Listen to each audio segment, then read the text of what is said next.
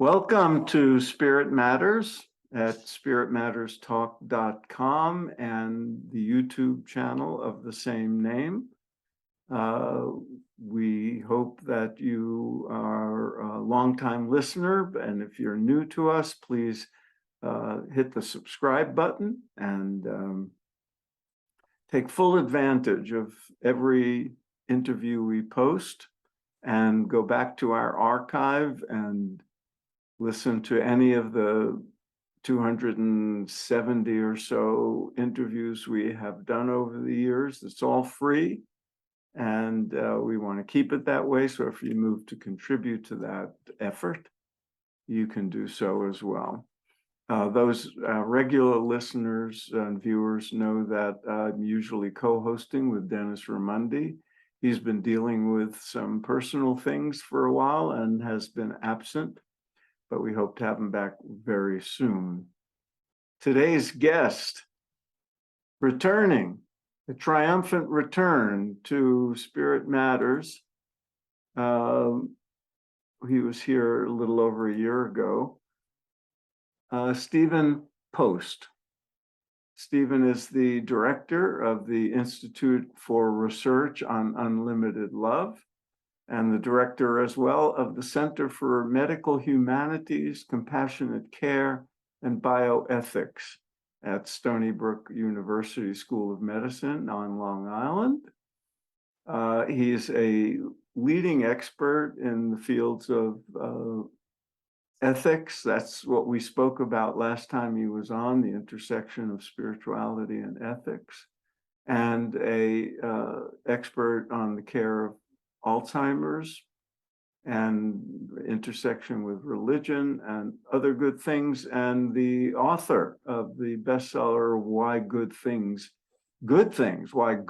Happen to Good People, and other works. So he's back with us today with a new book, Dignity for Deeply Forgetful People: How Caregivers Can Meet the Challenges of Alzheimer's Disease. And I know you might be surprised that that's going to be the principal focus of our interview, because we are, after all, Spirit Matters. But this, you'll be pleased to hear what Stephen has to say about subjects of interest to spiritually minded people. And we'll get to that soon. Stephen, welcome. Thank you, Phil. It is a delight to be back with you. Let's begin, and I'll refer to our listeners to our first interview with you. We spoke about the origins of your own spiritual history and so forth. So please listen back to that. Let's jump right into this book. I'm curious why you wrote it and what your own history with the subject is. I was very moved by your descriptions and your accounts of your experience with your grandmother. It's a good place to begin. Okay, please. Yeah, my grandmother was a very thoughtful woman from Sheffield, England, and a dancer on Broadway for a period of time. And as the years passed by, we were quite close. She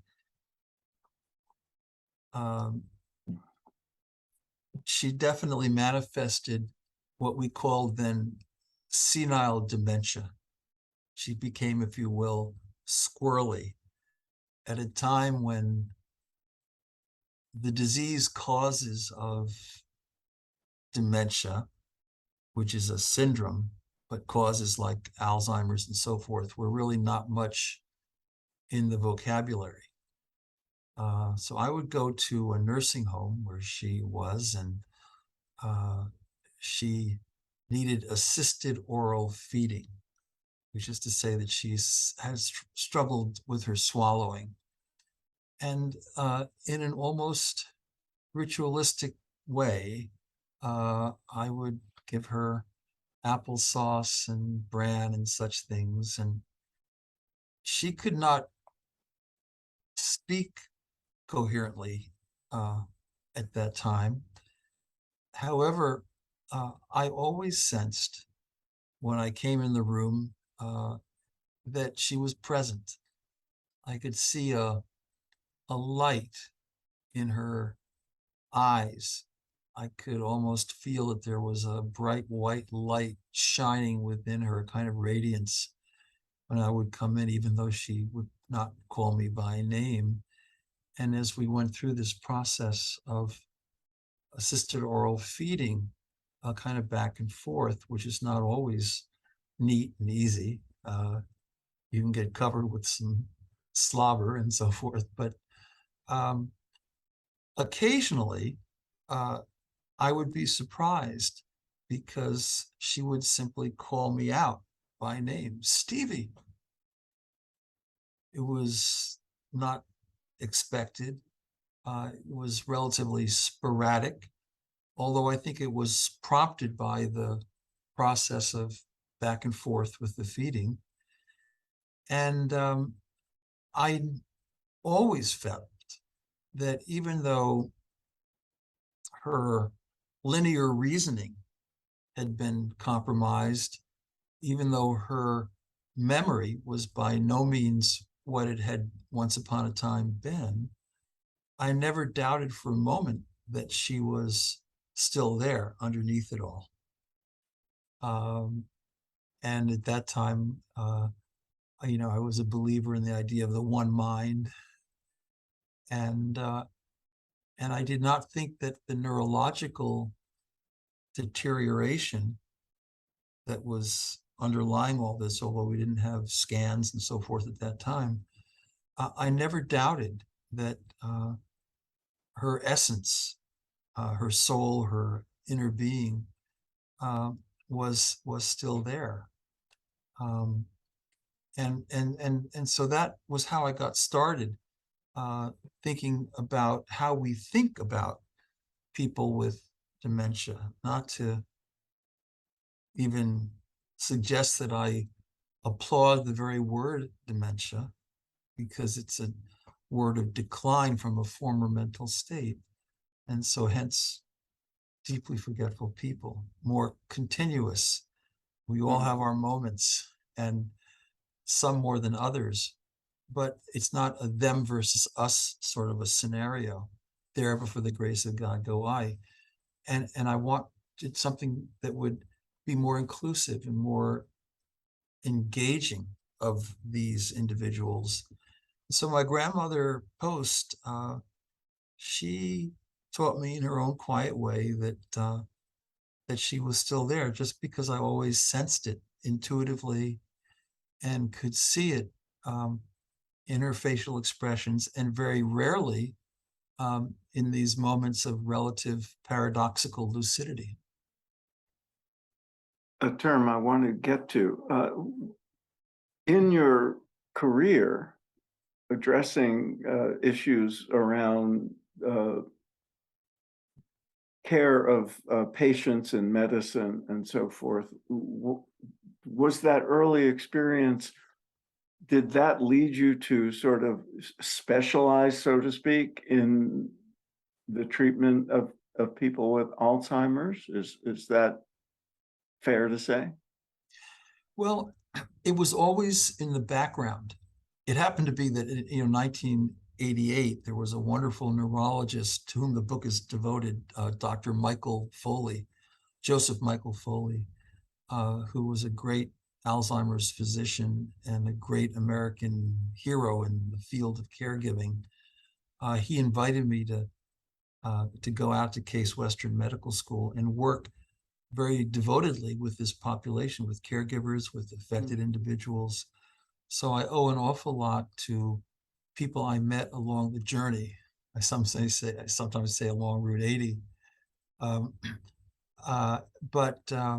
But yeah, Grandma Post was always in the background because I heard language in various settings, some of them elaborate clinical settings, some of them in nursing homes. Well, they're just a shell, a husk. They're gone, they're empty, they're not there. Derogatory Hmm. metaphors that I thought had something to do with the very word dementia itself, that decline from a former mental state. And I didn't think we really had much business saying those things, because from a spiritual perspective, you can never tell me that somebody is gone. They may be opaque.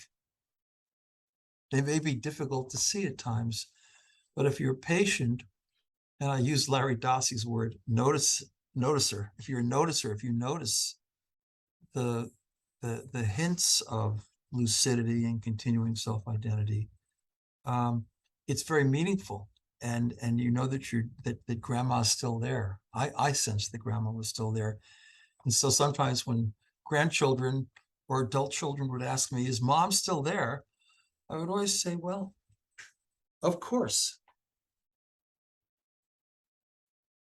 And you go places where most scientists or materialists certainly don't go. You would say that not only is grandma there, grandma the individual, grandma the personality, grandma the unique human personage and identity, but you take human identity to the level of that all the mystics have done. Yes. And you use the term oversoul, which I assume you borrowed from Emerson. Yeah, for And sure. and you say and used also infinite mind. Um, that is not something one learns in medical school or in a PhD program, the usual ones anyway. How did you come to that? And is there anything in the experience of working with and spending time with people with what you call deeply forgetful people that gives you, that reinforces the notion of this oversoul or infinite mind? Well, this book is full of little anecdotes, many of them involving Joe Foley and myself wandering around Ohio and Pennsylvania. There's one little story about a visit to a nursing home called Heather Hill in the town of Chardon, Ohio, about an hour northeast of Cleveland. Joe and I went into a special unit for what I call the deeply forgetful. We read the little bio sketch on the wall about a fellow named Jim. So I understood that he'd had two sons, Zach and Louis, and he'd been an accountant and so forth. And so I asked the nurse to show me where Jim was, because these older adults were ambulating in this large room. And she did, and I took Jim over to a table, and I asked him, calling him by name, not necessarily assuming an answer, but possibly expecting one. I said, Jim, how are your sons? And he got anxious. I could pick it up from him. But then when I asked him, how's Zach? He lit up like a Oh, star, because I was using language to remind him of a name that he would otherwise have to search out from his own memory. And how about Louis? He also lit up. And then this is the spiritual side. He had a white twig.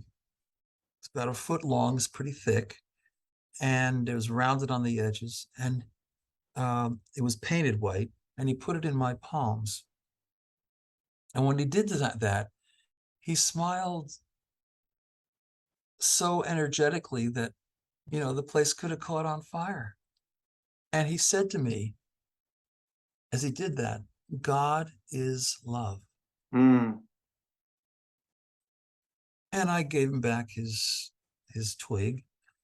And I asked the nurse, what's the story with Jim and his twig? And she said, well, he grew up in a farm on the Western Reserve of Ohio, and he loved his father very much. And like a lot of these people, he had kind of retreated from the buzzing, busy world around him to a place of tender, loving care. He loved his father very much, and his father gave him a chore every morning when he was a kid growing up, which was to bring kindling in for the fireplace. And so Hmm. and he'd also gone to a Protestant church in that part of the country with his dad. So that symbolic rationality was still there. And his spirituality was still there as I understood it. So there was a beat up rag doll on the floor. It had been all twisted and looked like it was 50 years old. It actually was. And he bent over and he picked it up. Where was he going? There was a woman in the corner of this unit who was sitting in a chair and she was crying. And he put it on her lap. He touched her on the shoulder and he walked away and she stopped crying. And then I asked the nurse, so what's the story with this doll? And of course the nurse said, well, that's her doll. And Hmm. so even though Jim was not lucid of mind and his means ends rationality was highly limited, he had an emotional intelligence. He had a symbolic intelligence. You know, Cassirer, the great philosopher, said, we live in symbols and symbols live in us. And so much of spirituality is about symbolics, right? So I felt that symbolically, he was living mostly in the pure present. So in the now, okay. And his symbolic rationality was still quite deep, and his emotional intelligence was really quite deep. So I thought, what possible business do I have thinking that he's of any less value than any other human being, because he has all this consciousness and all this sensibility and awareness. So he was spiritually alive. Hmm. Is it safe to assume, or maybe you asked him, that if you said, why do you have this twig? Or if you asked the woman, why do you have this doll? Would they have known? Could they have articulated it? Or is it out of memory? Well, it's possible. It's possible. That's why, I define hope in the book as being open to surprises. Hmm. And people will surprise you. So I didn't ask Jim that because he had already expressed a tremendous amount with this kind of spirit and emotion. But if I had, I wouldn't rule it out. I don't rule anything out with Hmm. these individuals. To me, I have a very good friend in Cleveland, a wonderful senior African-American pastor. It's actually very well known, so I won't mention his name, but originally from Detroit, his sister passed away of probable Alzheimer's disease about a year ago. And we were constantly going back and forth, texting and phone calling. And I said, Pastor, so in those last weeks, did you think your sister was gone? And he said, no, I didn't think she was gone. And I said, well, I don't either. What do you think's happening? And he said, she may be just a step ahead of us. And I said, hey, for all we know, she's down at that Amtrak station in Detroit and she's got one foot on that blessed train bound for glory. And he laughed, And so, I tell a story in the book too about going with Joe Foley to a little town in the middle of Ohio called Mount Vernon. And it has a psychiatric hospital for geriatric patients. And there was a wing devoted to people who had Down syndrome, but had now gotten into their 50s. And like most of the people in that population, they had dementia on top of it. And there were these wonderful Hindu nurses, aides, and nurses. And somehow they had formed a little community right there in the middle of Ohio, which is a little surprising, And they were providing such loving, tender care for these individuals, even when these individuals had behavioral challenges. And Joe and I were so struck by their diligence and their kindness and their warmth. We took a couple of them out to a pizza restaurant in Gambier, Ohio, where Kenyon is, and that's the only restaurant they had in town. And we asked them, so what motivates you to be so obviously loving? And the people that were caring for it picked that up. They really picked that up. I mean, it was a relatively calm environment. And they said, namaste. Mm.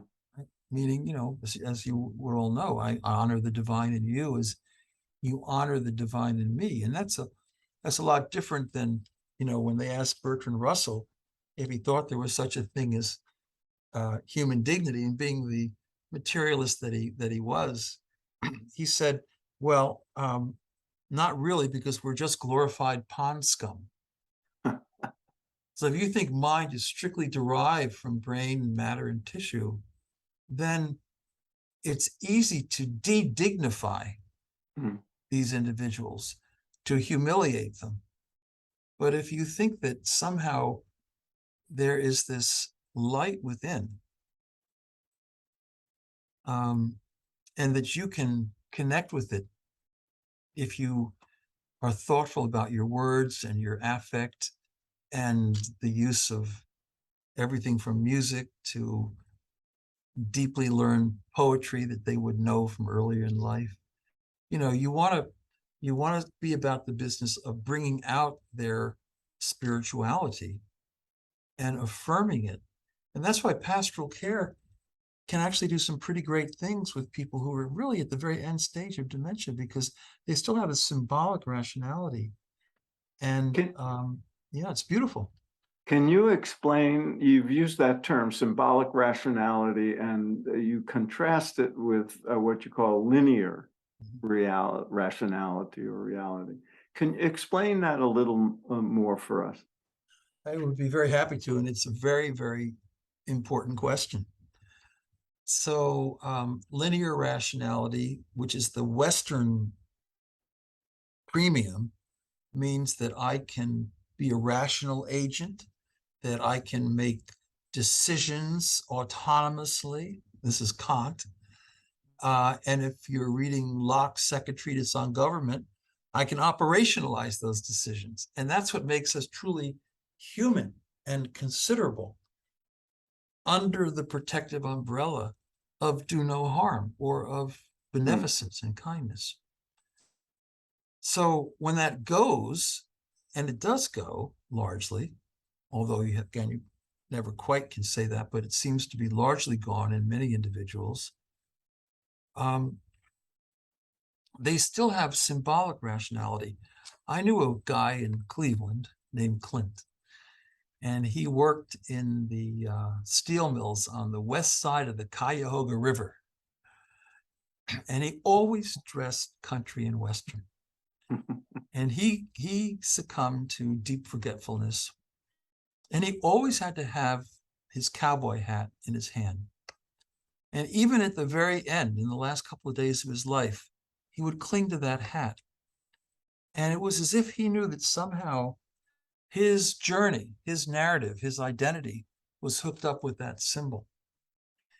The great artist Willem de Kooning, abstract expressionist, sort of capturing in his work the age of anxiety, as Auden described it, that sort of tough, rough, edgy anxiety is all throughout his work in the 50s and 60s.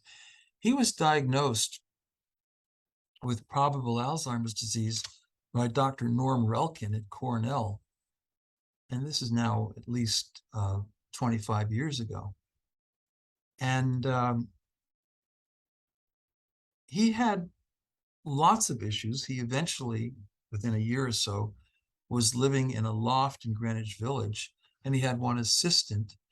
And even as he was unable to communicate, he would still dip his paintbrush in acrylic, which was by his chair, and he would go up to this easel and he would paint.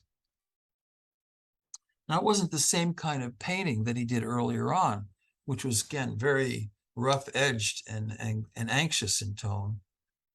But it was much more liberated. It was much more spiritual. It was much more effervescent. Mm. It's not quite Georgia O'Keeffe, because that would be too elaborate, but it was a kind of a simplified Georgia O'Keeffe with lots of beautiful yellows and some greens and so forth. And he did that for 13 years. Huh. Dementia progressed. And then there was an exhibit of his artwork while deeply forgetful in one of the New York museums. And there was an article about it in the New Yorker. And the critics said, oh, he was a shell of his former self. He was gone. He was absent. But there was one who I liked who said, wait a minute. This is a guy who had progressive dementia for 14 years. And for something like 13 years, he knew symbolically he was a painter. And Mm-hmm. in fact, as I look at his later work, there was a wonderful kind of disinhibition Mm. of kindness and joy, because he was the kind of guy who was constantly getting in fist fights in front of the Cafe Wa on Bleecker Street. That was who he was, hanging out with Jackson Pollock, whatever. But there was a mystical quality within him that was inhibited by this idea of, I don't do nothing for nothing, right? This kind of negative mythology. But as he forgot those negative myths, he came in closer contact, I think, with his inner being. And that's reflected in his later art. So, Fascinating. that's my take on it. No, it's fascinating. And I didn't know that story about de Kooning. I'll have to go search out that article. It strikes me that this notion of symbolic reality, the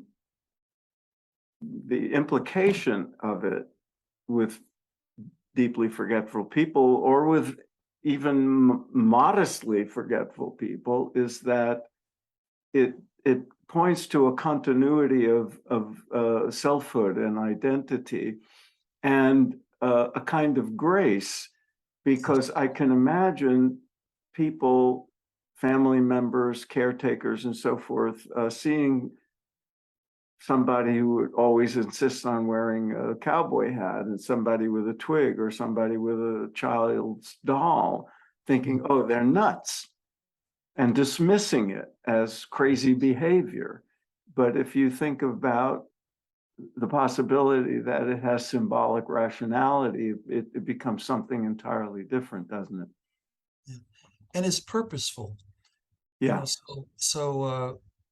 I actually, once upon a time, I went to the University of Chicago Divinity School when Mircea Eliade and Mm. after Joseph Campbell were floating around. And so symbolism, meant a lot to me in terms of capturing the spiritual world, if you will. And Sir John Eccles was on the faculty there, and he had gotten a Nobel Prize for his work on the basic physiology of neurotransmission. He was never convinced at all that mind could be reduced to matter. He always believed that that mind was its own stuff, if you will, and that matter was derived from mind. So he was a totally mind before matter type guy. And so was Eliade and Joseph Campbell. And it was all about symbolism. So I think so there's a fellow at Yale who I happen to know. His name was Leander Keck. He was a New Testament exegete, quite renowned.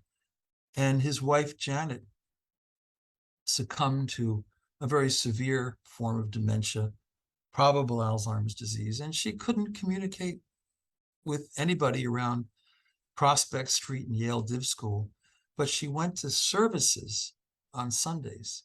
And there you have all this familiar symbolism. First of all, hymns that she identified with from her childhood. Mm. She would, from what her son David describes in a book about this, she would just chime in gloriously to these hymns. The stained glass windows, Mm. she would just brighten up like the light itself. And the prayers, she would recite these prayers.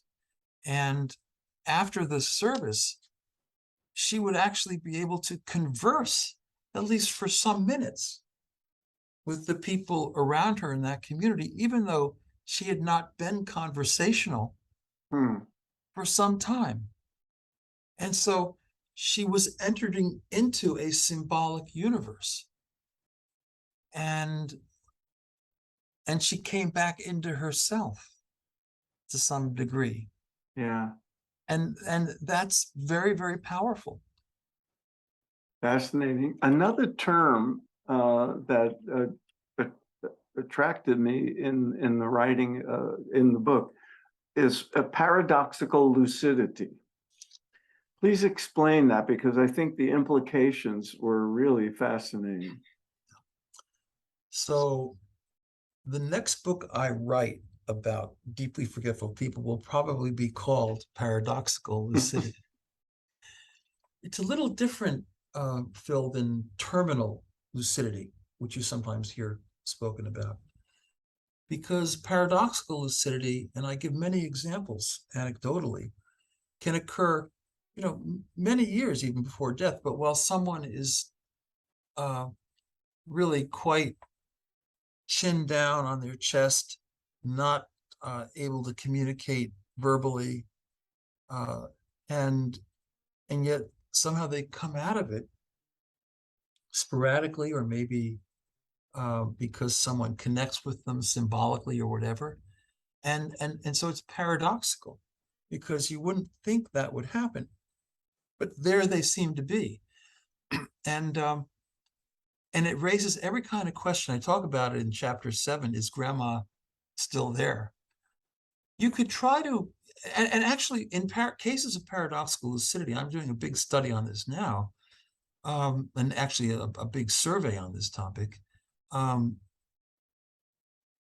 They sometimes can be very lucid, almost like their normal old selves. And this is, again, I give lots of interesting cases of this in the book. So the question is, where's that coming from? So my question metaphysically, okay, is that coming from some little speck of neurological tissue that somehow is activated? Doesn't make much sense to me that a whole self could come back based on that sort of episode. Hmm. If you think of it materialistically, it's a stretch. To me, rationally, it's a stretch. It's much easier for me to take the view of, Sir John Eccles, of Plato, of, I think, Einstein, of so many great, William James, Henri Bergson, certainly Larry Dossey, and just say, underneath all of this, they were never gone. They were always there. And somehow or another, we have this moment where it comes through. So even though their soul, their spiritual being, was opaque, that's why the cover of the book is kind of opaque, Hmm. but it's still there. And our job is to use symbolics and the power of love and creativity to connect with them at that level, and for them to reveal themselves to us. Alzheimer's it is a disease of memory. And so we think of that as having to do with some damage or abnormality or affliction in the brain, something going on physiologically, neurologically. And it strikes me that what you're just talking about raises the question of what is memory and where is memory. And you have a fascinating a metaphorical description of it, comparing or the possibility, raising the possibility whether we and our memory is something like a computer connected to the cloud. Yeah, I do. Yes. And please explain that, because it has a lot of ramifications, I think. Yeah. Well, there are a lot of spiritual people, some Buddhists, um, uh, but some who were simply New Age, I'll say, and they will talk about the Akashic memory Mm-hmm. that makes actual sense of karma, that Mm-hmm. somehow the events of our lives are recorded in a cloud, call it a cloud, some sort of cosmic memory, the memory of the one mind. And that's why we are accountable for our actions, and we need to abide by the golden rule. Doesn't mean that there isn't forgiveness in the universe and so forth, don't get me wrong, but that there's something there that's mysterious, that's a kind of a record of it all. So I draw on a very distinguished neuroscientist, uh, Cambridge graduate, UK medical school graduate from King's, and a biochemist who's at the University of, at Queen's University in Ontario. Very distinguished guy named Forsdyke. And he points out, people for many, many years, they've been writing about individuals who were born with anencephaly, uh, with hydrocephaly, with such brain damage that as they grew older, only 5% of their brain was actually in place. And yet, there are lots of case examples in the neurology literature. These people were perfectly able to remember things. They could converse, they live relatively normal lives. And it raises the question for Forsythe. So, where is memory? What is memory? And he suggests, three options. The sort of classical models that memory is in some little point in the brain, and the other one is more holographic. It's sort of encompassing the whole brain. But then he says, for things like autobiographical memory, it almost doesn't make sense. St. Augustine in the Confessions has this beautiful chapter on memory, which I used to read a lot when I was in grad school. And he says, how is it that a human being, in just a millisecond, can conjure up some beautiful remembered scene from, say, the Delaware Water Gap, or whatever it might be. There it is in all of its detail, all of its exactness. Just conjure that up. So Augustine didn't think that was physiological, right? He had the classical view that somehow that suggests that our memories and our minds are much more profound than we understand.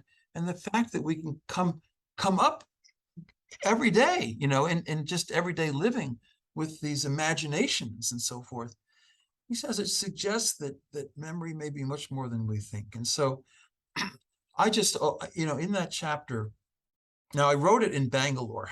Okay, I have to tell you that. So I got an invitation to go to the Indian Institute for Advanced Studies, which is in Bangalore.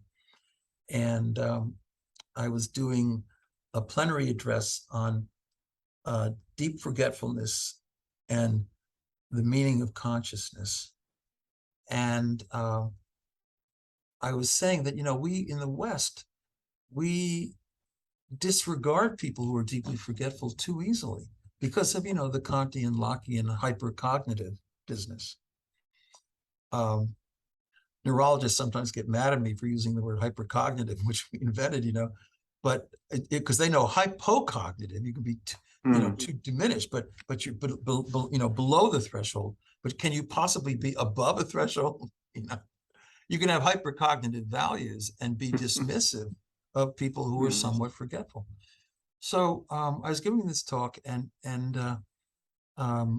really embracing all these Hindu neurologists and philosophers who were there. And there was a little stirring in the back of the room. It was a seminar room. It was pretty filled.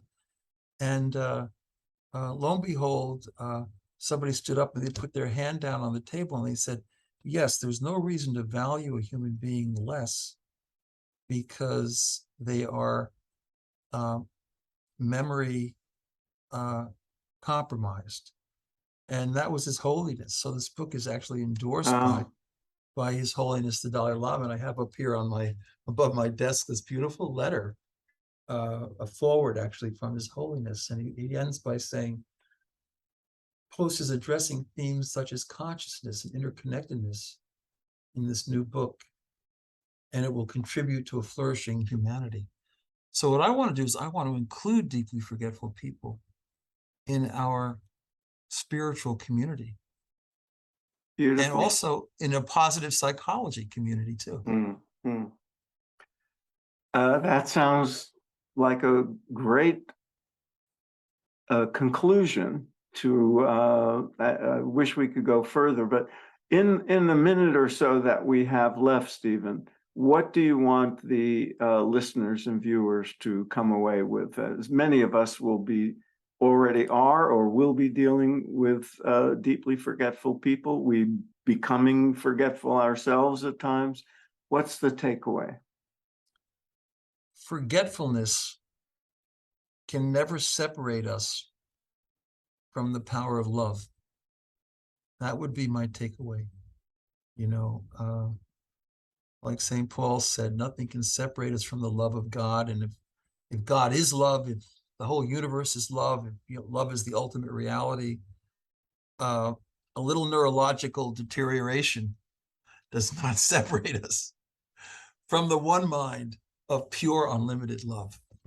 Wonderful. Thank you. Again, everybody, the book, Dignity for Deeply Forgetful People, it's written for caregivers, but I think there's much in it for everybody, whether you're mildly forgetful or deeply forgetful or a caretaker or just somebody interested in subjects like consciousness and the ones we've been talking about. Stephen, thanks so much for being with us, and best wishes. It's a pleasure, Phil, and I'm going to read your biography of Yogananda. It's a deal. All right. I love Yogananda. I used to read it at Reed College. Yeah, well, Back in the day. yeah, you mean the autobiography of a yogi, no Yeah, the doubt. autobiography of the The yogi. book that has changed millions of lives. But thank you for plugging my book, which fills in the gaps where the autobiography doesn't go. Yeah, it's Thanks very so much, relevant. Stephen. Okay, thank you. Be well. Thanks, everybody. Bye-bye. Be well.